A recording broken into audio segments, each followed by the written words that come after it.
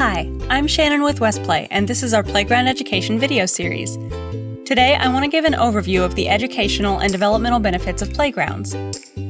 If you've researched playgrounds at all, you've come across a lot of references to play value, probably with a list that includes things like sliding, swinging, climbing, crawling, pulling up, socializing, imagining, and so on. You might be wondering, who makes these up? Can't kids just, play? The short answer is yes and no. Yes, kids can just play. Actually, that's the point. Kids will play with anything and everything they find, as every exhausted parent knows, and they have an infinite range of creativity. So why bother with playground theory at all? I'm glad you asked. It's about giving kids the most opportunities to explore every possible skill, and to do it in a safe environment. For example, if a kid grows up only ever having a basketball to play with, they're probably going to be really great at dribbling, shooting, running, and maybe even playing in a team setting. But they probably won't be as great at hockey, and they'll have no concept of whether they would like to try playing, say, a guitar or piano. Playgrounds serve a similar purpose. A slide, for example, is a great start. But by also providing opportunities to play on other types of equipment, kids can explore and test their limits across all the areas of development. In fact, most playground skills, or play values, serve at least one of 3 developmental functions, and many serve 2 or all 3. So, what are the 3 functions? The 3 functions are physical development, cognitive development, and social development. These are all things that early learning professionals regularly consider in every context of their classroom planning, and that's why we include these 3 things in each of WestPlay's playground education videos. Let's break it down a bit more. People usually associate playgrounds mainly with physical play, so we'll start there. Physical development on a playground usually refers to play values such as sliding, crawling, climbing, hanging, pulling up, balancing, spinning, rotating, swinging, jumping. Every playground manufacturer uses a little bit different vocabulary, but any physical action that kids do to interact with the equipment falls into this physical development category. But it doesn't stop there. Every different play value is unique, and that's why we try to pack as many different play values as possible into any given playground. It's not just about getting more for the money. Within the physical development category, there are gross motor skills and fine motor skills, and different muscle groups that build up strength with different physical activities. Let's move to cognitive development. Cognitive development refers to anything that uses critical thinking or creativity. So this category applies to play values like imagining, creativity, problem solving, sensory play, and things like that.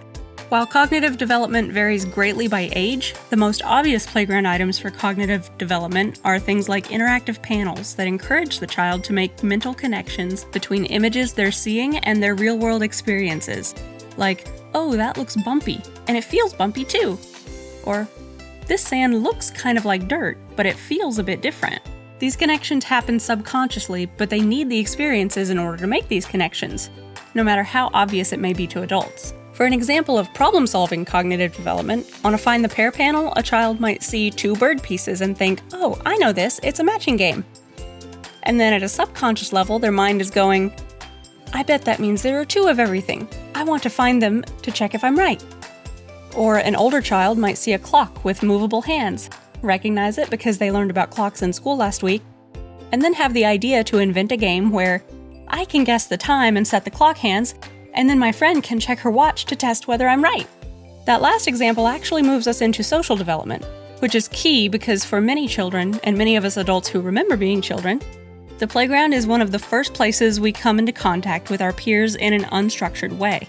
That means that children have the opportunity to play with others, but only if they can successfully A. interact in a friendly way, and B. communicate their ideas for what games they can play together.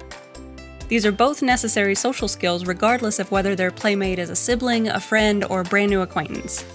Social development at its most basic involves acknowledging others and sharing the space, even if there's no direct interaction. It's about being aware that someone else is using the xylophone panel now, so I should play with something else while I wait. Or, they're blocking the only path to the slide, so I should say excuse me. Of course, ideally we want kids to learn to interact well, which is about using polite manners, sharing or taking turns, having empathy when others are struggling or feeling sad, including everyone who wants to be included, and cooperating to play games that are fun for everyone. I believe that every playground element that exists has or could have some of these elements to it. And while social development is obviously not limited to playground time, the public or interactive aspects of playgrounds do help kids learn that the social skills they're learning in other contexts apply even in purely fun situations, and even when you have so much energy that you need to let out of your system. So those are the three main areas of child development and how they're associated with different play values. Again, I'm spelling everything out here, but for kids, these thought processes often happen subconsciously or in a split second. I'll wrap up with an example to show how all three developmental categories can apply to any given play value or playground item. Let's take the climbing play value, which is mainly a physical development skill. Climbing develops the gross motor skill of coordinating arms and legs to move at the same time and with a balanced amount of muscle exertion so that they control the movement. It also develops the fine motor skills of putting each foot in exactly the right place to have the best torque and balance, and then closing your fingers around the correct spot on the higher rope or bar or protrusion. Muscle strength gets developed as they hold these different positions or move their body weight upwards. Stretching for that next handhold is great practice for hand-eye coordination, and maybe also range of motion and flexibility depending on how high they're reaching. Climbing is not only for physical development though. It also has a cognitive element to it, because the kid has to use goal-oriented critical thinking skills like, which handhold spot should I reach for next? Where should I move my foot so I can push myself up? And every teacher's favorite, how far will I fall if I let go? And then there's social development, which doesn't generally apply to the climbing play value too much, but it could if there's multiple kids that want to climb at the same time, because then there are some elements of empathy, turn-taking, and communication. The kids have to consider, oh, I should offer my hand and just not grab my friend to yank them up. Or, my friend looks like they're scared of that vertical wall. Maybe I can encourage them and give them some tips. Or, someone else wants to play here too. Maybe we can play together. Or even simply, maybe I shouldn't block the way for them. So there you have it. This has been a crash course in playground education and child development. If you have questions or comments, please email me at shannon@westplay.ca or leave them in the comments below and I'll follow up with you. If you have a particular playground item or play value you'd like to see me do a video on, I'd love to give it a try.